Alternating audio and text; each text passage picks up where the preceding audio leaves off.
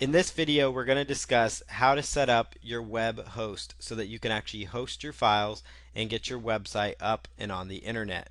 So the first thing you're going to do is go to hostgator.com. Hostgator.com.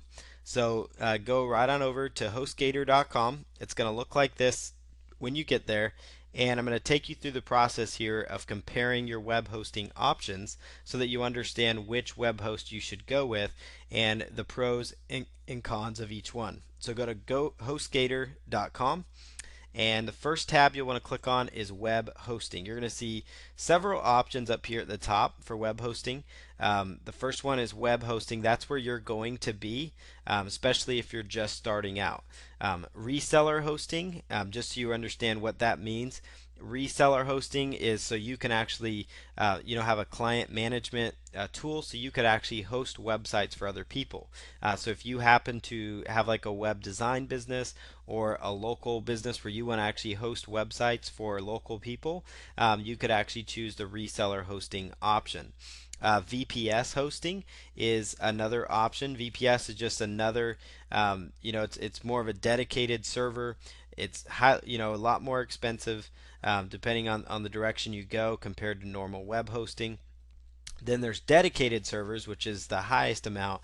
Especially if you're starting out, you probably aren't going to necessarily need to go this direction. So you'll be just fine actually starting out with the web hosting. But dedicated servers is, just so you know, it's basically you're the only one on the server. It's got its pros and cons. Of course, one of the cons is it's expensive. One of the pros is it's more private.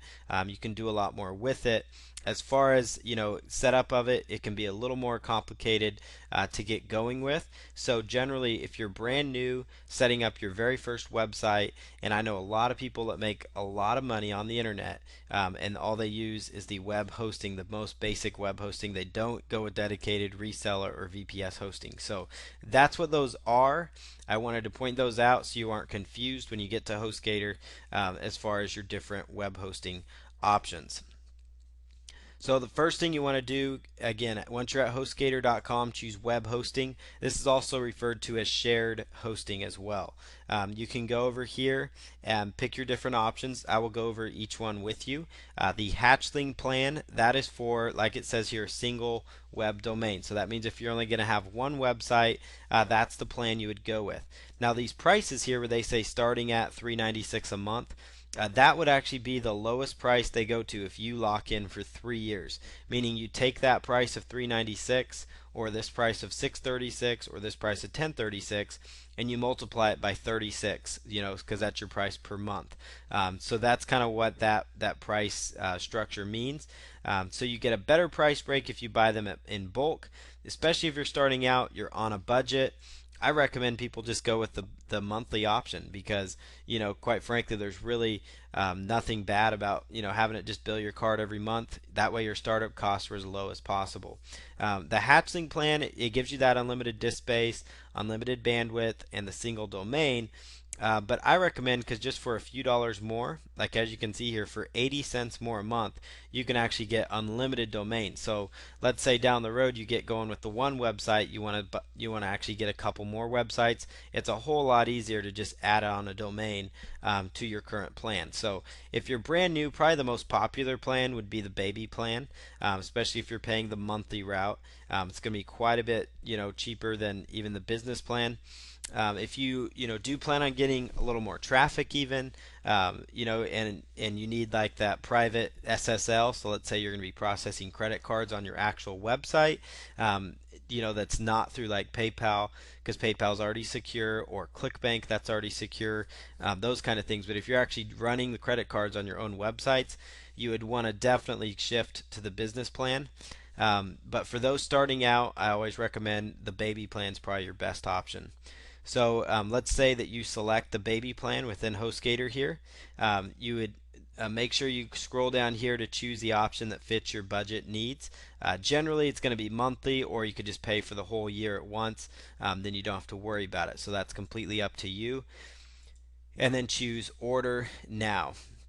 Now they give you two other options. One is when you're setting up your account, you can enter a domain name, or you can say I currently have a domain name. So we're going to go ahead and say I have a domain name because we just registered it. And I know that seems kind of silly to do that because they are giving you, helping you register a new domain here. But it's a lot easier to actually, I always recommend to have your web hosting somewhere else and your domains elsewhere, so don't kind of have them all in the same place unless you decide to host with GoDaddy, which offers that option. That's completely up to you. HostGator is just, generally for people brand new, it's a lot easier to work with and manage. So generally speaking, you want to actually keep your domain and your hosting separate.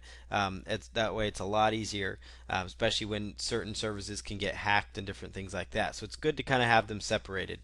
So you're just going to put in the domain that you just registered. So shoulderpainresource.com, or if you already have a domain registered, obviously you would just put that in here.